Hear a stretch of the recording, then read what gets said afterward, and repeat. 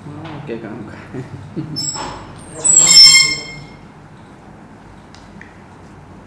राकेश जी बैठिए, मास्क हटा दीजिए। राकेश कुमार गोयल, टीचर हैं आप। सर। क्या पूछा जाए आपसे, आप बताएं। सर, मेरे बायोडाटा से रिलेटेड जो भी आप पूछना चाहिए स्पेसिफिक कीजिए इसको। शिक्षा से जुड़ा हुआ आप पूछ सकते थे। एजुकेशन पॉलिसी के बारे में बता दीजिए। राष्ट्रीय शिक्षा नीति 2020 जो है 1986 के बाद जो हमारी ये लंबे समय के अंतराल में एक शिक्षा नीति आई है, जिसमें बहुत सारे चेंज किए गए। मुख्य रूप से हमने 10+2 के जो सिस्टम है उसको चेंज किया है। 5+3+3+4 का उसमें हमने एक सिस्टम लाए हैं, और वर्तमान की जो आवश्यकता है उनको ध्यान में रखकर इसको डिजाइन किया गया है। वर्तमान की क्या आवश्यकता है? वर्तमान की मुख्य आवश्यकताओं में जैसे नवाचार, जैसे कि शिक्षा को रोजगार परक बनाना, जैसे कि शिक्षा में हम जो आजकल एक तरह से जो विद्यार्थी का सर्वांगीण विकास, मीडियम को लेकर इशू है कुछ। एजुकेशन पॉलिसी में मीडियम को लेकर एक बड़ा इशू चल रहा है और ये विवाद में भी है। मुझे ये जानना है आपसे कि आप क्या समझते हैं कि आज के सीन में, स्पेशली राजस्थान के संदर्भ में, क्या मीडियम होना चाहिए? उसका ध्यान आपका हमारे सिविल सर्विसेज के लिए भी होना चाहिए, और जब हम वैश्वीकरण की बात कर रहे हैं तो वह भी कॉन्टेक्स्ट आपके ध्यान में रहे। फिर आपका एक जजमेंट बताइए कि मीडियम का लेवल मदर टंग ये रहनी चाहिए, या लोकल लैंग्वेज इस तरह से यूज़ की जानी चाहिए, या इंटरनेशनल लैंग्वेज को यूज़ में लिया जाना चाहिए। कहाँ आप स्टैंड करते हैं? जी, मुझे लगता है मैं पूरी तरह से मातृभाषा के साथ हूँ सर, क्योंकि मातृभाषा में शिक्षा देने से, शिक्षा का जो उद्देश्य है वो बच्चे की समझ विकसित करना है, उसका सर्वांगीण विकास होना है, और मातृभाषा के माध्यम से अगर विद्यार्थी सीखता है तो उसको अधिक सीखने को मिलता है। आपको लगता है ये मातृभाषा है या मातृभाषा है? मातृभाषा। प्रोनाउंसिएशन को लेकर अगर हम हिंदी में कंफ्यूज हैं और हमारा प्रोनाउंसिएशन प्रॉपर नहीं है, तो फिर इंग्लिश में तो कैसे हो पाएगा? जी, मैं क्षमा चाहूँगा सर, मातृभाषा ही इसका प्रोनाउंसिएशन होना चाहिए। नहीं, जब हम एजुकेशन पॉलिसी की बात कर रहे हैं और प्रोनाउंसिएशन को लेकर इतना हमारा मदर टंग को लेकर इशू है, तब हम इंटरनेशनल मार्केट में या वहाँ एजुकेशन सिस्टम में अगर हम कदम धरेंगे तो क्या कर पाएंगे? कुछ भी नहीं कर पाएंगे। निश्चित रूप से इसी के साथ इसी का मैं समर्थन करता हूं, क्योंकि जब मातृभाषा अगर हम अच्छे से सीखेंगे, क्योंकि विदेशी भाषा को उस लेवल पर उस तरह से सीखना तो हमारे परिवेश में और भी कठिन है। तो हमारा अधिकांश समय, जैसे मैं अनुभव करता हूं, अनुवाद में निकल जाता है। विद्यार्थी अनुवाद में ज़्यादा फोकस करता है बजाय उसका कॉन्सेप्ट समझने की। मदर टंग एडॉप्ट करने का मतलब ये हुआ कि आसपास के पर्यावरण, वातावरण, परिस्थितियों को बेहतर ढंग से समझना, उसकी समझ विकसित करना और उसके लिए हमारा विश्लेषण पैदा करना। लेकिन आज की जो आवश्यकता है, जो मेरा निजी विचार है, वो ये है कि मदर टंग को भूल जाओ।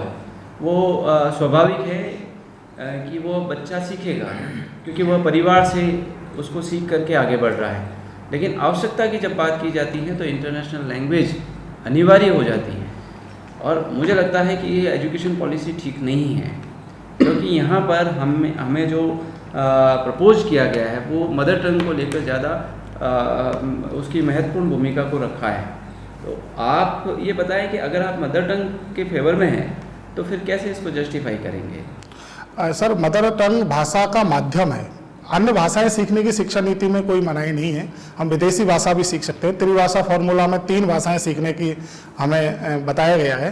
तो भाषा का माध्यम के रूप में मदर टंग की बात की गई है। और भाषा सिर्फ सर सीखने का माध्यम नहीं है, संस्कृति का भी संवाहक है, और संस्कृति का संवहन करती है, संस्कृति को आगे बढ़ाती है। उस रूप में भी हमें मदर टंग को मैं सर प्राथमिकता के रूप में देखता हूँ। बाकी अन्य भाषाएं सीखने में शिक्षा नीति में कहीं भी मना नहीं किया गया है सर। मैं आपकी बात से सहमत नहीं हूँ सर। नहीं हूँ सहमत, आपकी बात से मैं एग्री नहीं करता। जी सर, मैं क्षमा चाहूँगा, हो सकता है कि मैं आप सबको मैं बता नहीं पा रहा हूँ जो मुझे बताना चाहिए, लेकिन मैं मातृभाषा पर यही मेरा स्टैंड है सर कि मातृभाषा शिक्षा का माध्यम होना चाहिए सर।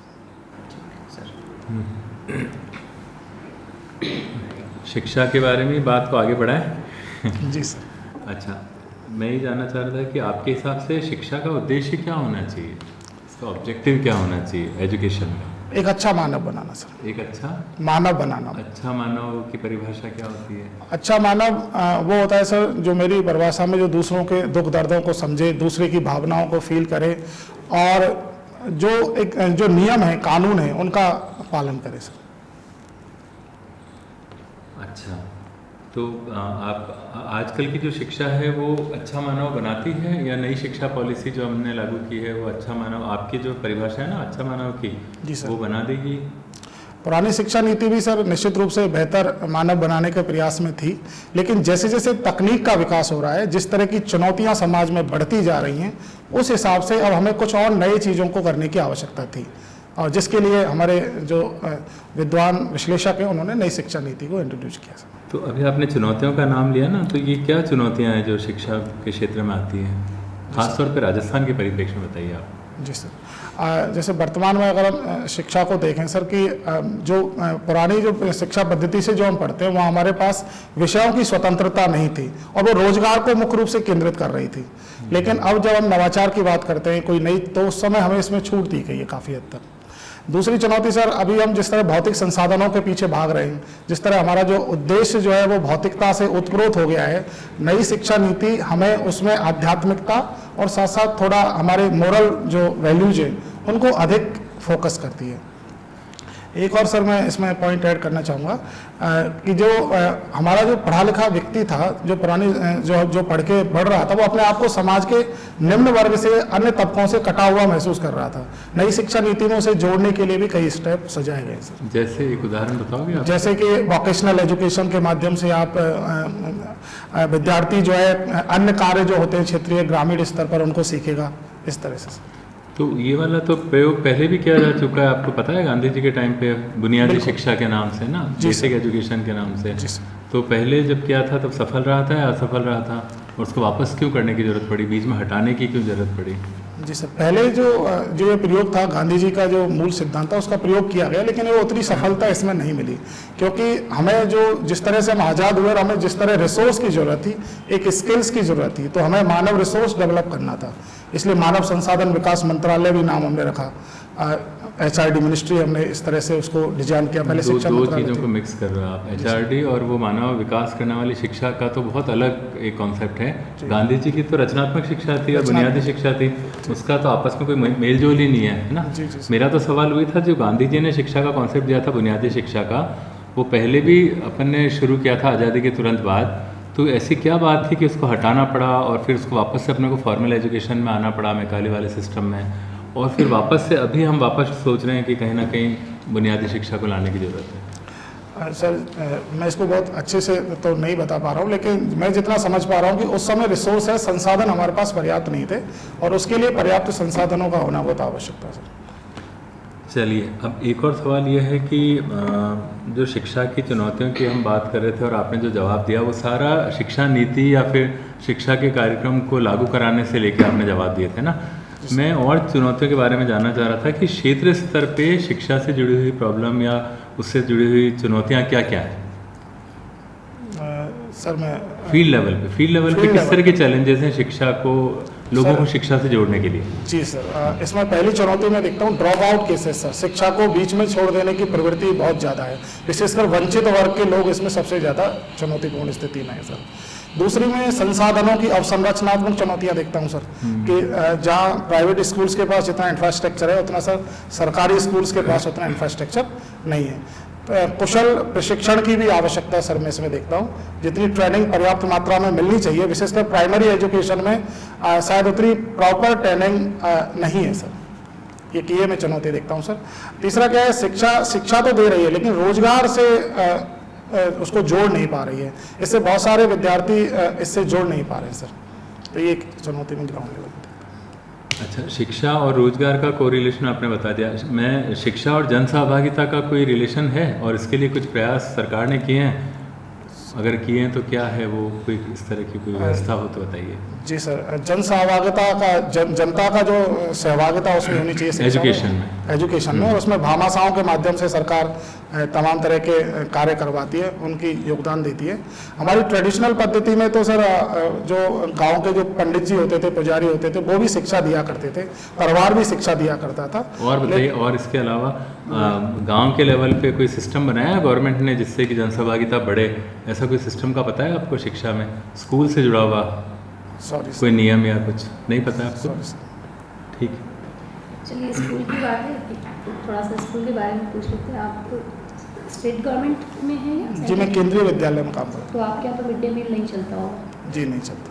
नहीं चलता? जी नहीं। चलो नहीं भी चलता तो भी आप बताइए, अभी आपने ड्रॉप आउट की बात की और मिड डे मील नाम तो सुना ही है, आपको लगता है मिड डे मील से ड्रॉप आउट बच्चों पे की संख्या में कमी आई है, कुछ फायदे लगते हैं आपको? जी बिल्कुल मैम, मिड डे मील कार्यक्रम प्रारंभ होने के बाद से ड्रॉप आउट केसेस की संख्या कम हुई है।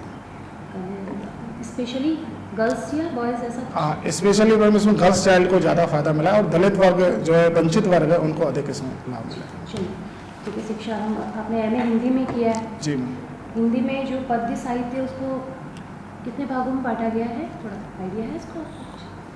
पद्य साहित्य जो भक्ति काल में बांटा जाता है अलग अलग, एमए हिंदी में किया आपने? जी जी, पद्य को मतलब पद्य कितने प्रकार के होते हैं? नहीं नहीं, साहित्य, हाँ जो कालक्रम है ना, अलग अलग कालक्रम है। ओके, अगर इसको जैसे भक्ति काल, इसके बाद सब शुरू से करेंगे तो आदिकाल, भक्ति काल, रीति काल और आधुनिक काल, और वापस भक्ति काल दो भागों में बट जाता है। भक्ति काल को फिर सगुण और निर्गुण में हम लोग विभाजित करते हैं, और सगुण को फिर राम भक्ति और कृष्ण भक्ति शाखा में करते हैं विभाजित, और निर्गुण को सूफी और संत काव्य में उसको। अच्छा, तो कृष्ण भक्ति शाखा के किसी एक कवि का नाम और उसकी कुछ पंक्ति याद हो तो बताएंगे? जी, रसखान, मानुष हो तो वही रसखान, बसो ब्रज नंद के गाँवों के ग्वारन।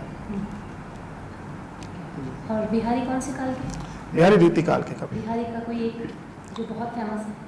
नहीं पराग नहीं मधुर मधु, नहीं विकास यही काल, अली कली ही सौ फसो आगे कौन हवाल। कौन सा रंग का है इसमें? सॉरी मैं मेरी कॉल नहीं कर रहा हूँ। हाँ, अन्योक्ति, यस, अन्योक्ति रंग। चलिए आगे करते हैं बात, हिंदी की हो गई, राजनीति की पे बात कर लेते हैं। अभी वर्तमान में किस राष्ट्रपति शासन लगाया गया है, कहाँ लगाया गया? पांडिचेरी। अच्छा, राष्ट्रपति शासन आपातकालीन शक्तियाँ, सुना है इसके बारे में आपने? जी मैडम। क्या है आपातकालीन शक्तियाँ? 3 तरह की आपातकालीन शक्तियाँ हैं। एक तो राष्ट्रीय आपात, और एक आंतरिक विद्रोह या सशस्त्र विद्रोह के आधार पर, और एक वित्तीय आपात। अच्छा, अनुच्छेद बता सकते हैं इसके? अनुच्छेद 352, 356 और 360। अच्छा, अभी तक भारत में आपातकाल कितनी बार लगाया और किस आपातकाल की सबसे ज़्यादा क्रिटिसाइज की जाती है? और सबसे ज़्यादा 352 को लेकर के, सॉरी मैम, 356 को लेकर के सबसे ज़्यादा लगाया गया है, और वो राजनीतिक कारणों से कई बार लगाया जाता है, तो इसलिए उसको क्रिटिसाइज किया जाता है। नहीं, और जो अनुच्छेद 352 है वो भारत में अभी लगा है, कितनी बार लगा है? Sorry ma'am. चलिए, अच्छा, अभी जैसे शिक्षा की बात हो रही थी, बुनियादी शिक्षा की, बुनियादी शिक्षा पे तो आपने बता दिया, गांधी जी का भी अभी जिक्र आया, तो आपको लगता है कि गांधी जी वर्तमान में भी प्रासंगिक है, या उनकी ज़रूरत, उनकी विचारों की हमें आवश्यकता नहीं है? जी मैम, पूरी तरह से प्रासंगिक है। गांधी जी के सिद्धांत और गांधी जी के विचार वर्तमान युग में तो और भी ज़्यादा मुझे प्रासंगिक प्रतीत होते हैं। क्यों? क्योंकि वर्तमान में जिस तरह का वातावरण चल रहा है, जैसे आतंकवाद की या समस्या ले लें, या आपसी धर्म के आधार पर लोग जिस तरह से लड़ रहे हैं, तो गांधी जी के अपने जीवन से हमें बहुत सारे उदाहरण मिलते हैं जो इन सब समस्याओं को अच्छे से एड्रेस करते हैं। आर्थिक रूप से आर्थिक विचार उपयोगी है? बिल्कुल, आर्थिक ट्रस्टीशिप का जो उनका सिद्धांत है, न्यासदारता का सिद्धांत, आर्थिक विचार है, जो CSR आजकल हम लोग प्रयोग कर रहे हैं, वो CSR मैडम जो हम प्रयोग कर रहे हैं, वो ट्रस्टीशिप का ही सिद्धांत है गांधी जी का। और पर्यावरण मुद्दों पे? पर्यावरण मुद्दों पर भी गांधी जी ने अपने विचार रखे हैं, और उनको भी हम वर्तमान में जिस तरह के तमाम तरह के ट्रिब्यूनल्स जो बना रहे हैं, और गांधी जी के विचार वहाँ भी पूरी तरह से प्रासंगिक हैं। आपका नाम राकेश है, राकेश की 5 पर्यायवाची बताओ। चंद्रमा, शशि, शशधर, और चंद्र। बड़े ऊपर ऊपर के बताए। हाँ थोड़ा सा। चलो कोई बात नहीं। आपके प्रिय कवि कौन? जयशंकर प्रसाद। जयशंकर प्रसाद। जी। जयशंकर प्रसाद की अमर कृति कामायनी का सार क्या है? कहानी जो है सर शैव दर्शन से प्रभावित है और मानवतावाद की बात करती है। मानवतावाद का दर्शन है उसमें मुख्य रूप से। मानव विकास की गाथा है, उसे मानव विकास का इतिहास भी हम लोग कह सकते हैं। उनकी अंतिम जब कामायनी समाप्त होती है तो कोई बड़ा एक उपदेश देते हैं जयशंकर प्रसाद, कोई ऐसी विशेष बात कहते हैं उस पर कोई आपके प्रिय कवि है तो कम से कम उनकी प्रसिद्ध कृति। जी, कामायनी के अंत में वो कहते हैं कि ज्ञान दूर कुछ क्रिया भिन्न है, इच्छा पूरी। सर मैं उसको पूरी एग्जैक्ट याद नहीं कर पाया। अर्थ ये है कि हमारी जो कथनी और जो करनी है दोनों में समानता होनी चाहिए। अच्छा, उस तरह से आजकल लोगों के कथनी और करनी में भेद बढ़ता जा रहा है, क्या कारण है? क्योंकि व्यक्ति दोहरा चरित्र जी रहा है सर, मुझे ऐसा लगता है। पूछ ही रहे कारण क्या?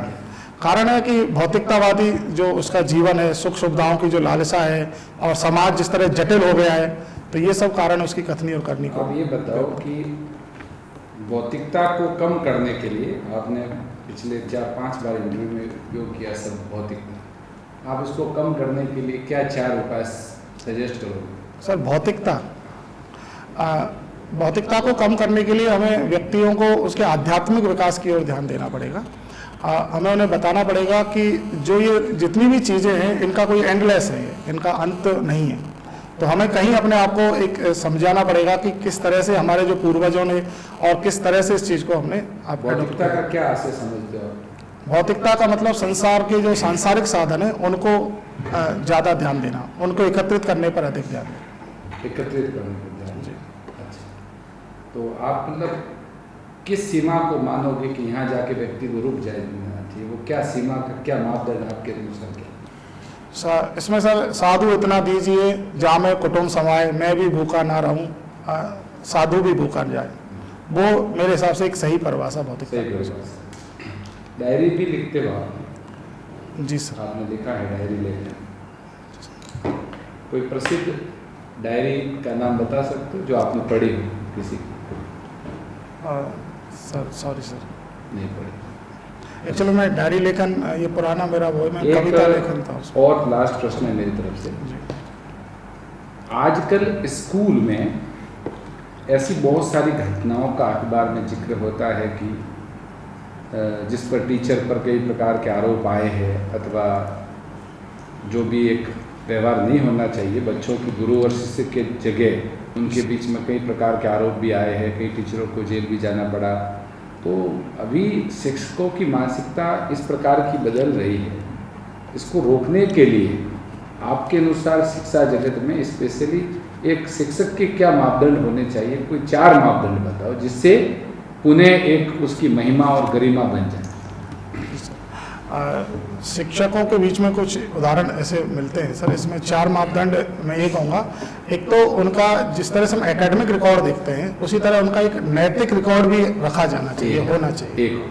दूसरा, जो शिक्षक है उनके साथ इस विषय में 0 टॉलरेंस की नीति हमारी होनी चाहिए। तीसरा, शिक्षकों के समय समय पर प्रशिक्षण की व्यवस्था होनी चाहिए, सेंसिटाइजेशन होना चाहिए, विशेषकर गर्ल्स को लेकर के उनका ट्रेनिंग पूरी होनी चाहिए। और चौथा, शिक्षक का जो पेशा है उसकी गरिमा को पुनः स्थापित करने के लिए समाज की तरफ से स्वीकृति भी आनी चाहिए। समाज उस पेशे को फिर से उसी सम्मान के साथ देखे जिस तरह का सम्मान पुराने समय में मिला करते थे। आप कहते हैं पैसा पेशा, दोनों में क्या डिफरेंस है? पैसा धन, मनी सर, और पेशा मतलब व्यवसाय। आपका शिक्षक का क्या प्रोनाउंसिएशन होगा इसका? शिक्षक का क्या होता है, पैसा या पेशा? सर एक पेशा है। पेशा। फिर प्रोनाउंस कीजिए इसको। जी सर, वापस रिपीट कीजिए। पेशा। ई प्रशासन सुना है आपने? जी सर। देखिए क्या है, आप इस सिस्टम में आ रहे हैं, जब आप हिंदी की बात करते हैं इतिहास में चले जाते हैं और थोड़ा सा परंपरागत तरीके से जीवन को जीना सहज रूप से स्वीकार कर लेते हैं। लेकिन आज तो टेक्नोलॉजी का ज़माना है, ऐसी कौन सी तकनीक है जो आप यूज़ कर रहे हैं? शिक्षा के क्षेत्र नहीं, अपने जीवन के क्षेत्र में। जीवन के क्षेत्र में सर जैसे मोबाइल, टीवी, कौन कौन सी टेक्निक हैं? इंटरनेट वगैरह सब यूज कर रहे हैं। ऐसे बताइए कौन कौन सी टेक्निक हैं? इंटरनेट, कंप्यूटर, और एक हम लोग एक व्हीकल मतलब मशीन यूज करते हैं, व्हीकल्स है, एरोप्लेन्स है, बहुत सारी तकनीक है हम यूज करते हैं। जीपीएस नाम सुना है? GPS, इसी तरह से ब्लूटूथ नाम सुना है, वाईफाई सुना है, वाईफाई यूज ये करते तकनीक हैं। जी।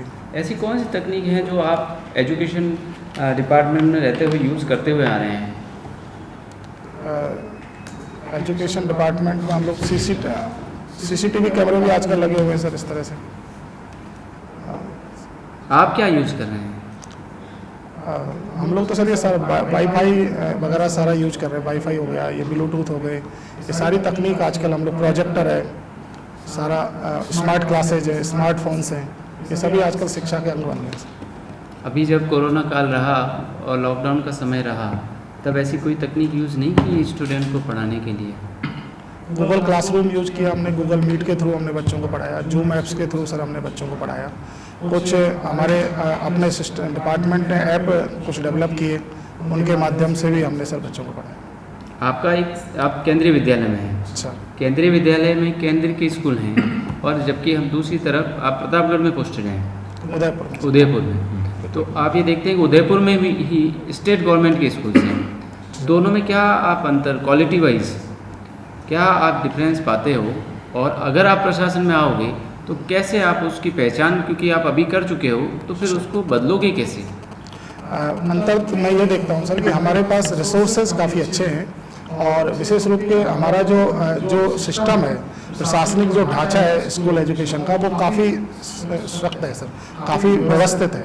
तो उसकी वजह से हमारे यहाँ सारी चीज़ें मॉनिटरिंग से लेकर के सारे काम बेहतरीन ढंग से होते हैं। स्टेट स्कूल्स के साथ हमारे पास जो बच्चे भी आते हैं सर, वो भी थोड़ा सा कैटेगराइज वाइज उनको अलग अलग तरह की कैटेगरी के आते हैं। स्टेट स्कूल के बच्चों के साथ बहुत चुनौतियाँ ज़्यादा हैं, वहाँ इंफ्रास्ट्रक्चर भी कमज़ोर है, साथ साथ बच्चों की जो दो बिंदु बताओ ताकि उस पर आप ये बता सको कि जब आप प्रशासन में आओगे तो उन पे इस तरीके से आप रणनीति बना के काम कर पाओगे। मैं सबसे पहले तो सर उस विद्यालय का एक वार्षिक प्लान बनाऊंगा, बेहतर वार्षिक प्लान, जिसको मुझे एग्जीक्यूट कराना है। जो ऐसी बात बताइए जो नहीं है अभी। जी सर। एनुअल प्लान तो आज भी स्कूल में बनता है। हमारे यहाँ सर एक पैनल इंस्पेक्शन का कॉन्सेप्ट है। पैनल इंस्पेक्शन में क्या होता है कि 4-5 ऑफिसर्स आके 3 दिन स्कूल का फुल डे ऑब्जर्वेशन करते हैं, 2-3 दिन। तो ये एक अच्छा तरीका है जिसके माध्यम से उस स्कूल की सारी प्रॉब्लम्स को हम लोग समझ सकें। इसके अलावा हमने क्लास का एक मॉनिटर बना रखा है, क्लास मॉनिटर से अलग, और वो सीधा एवरीडे प्रिंसिपल्स को रिपोर्ट करते हैं कि आपकी क्लास में किसने क्या पढ़ाया, क्या हुआ, और उस रिपोर्ट के आधार पर प्रिंसिपल टीचर्स को आगे गाइड करते हैं। अब आप SDM बन गए, इसको एग्जीक्यूट कैसे करेंगे? तो सर मैं इस तरह के व्हाट्सएप ग्रुप भी बना सकता हूँ, या इस तरह से इसको बना करके और उनका रिपोर्टिंग अपने यहाँ करवा सकता हूँ, या मैं हर स्कूल से एक बच्चे का चयन कर सकता हूँ जिसके माध्यम से मैं वहाँ के स्कूल की डे टू डे। ठीक है, all the best. Thank you sir.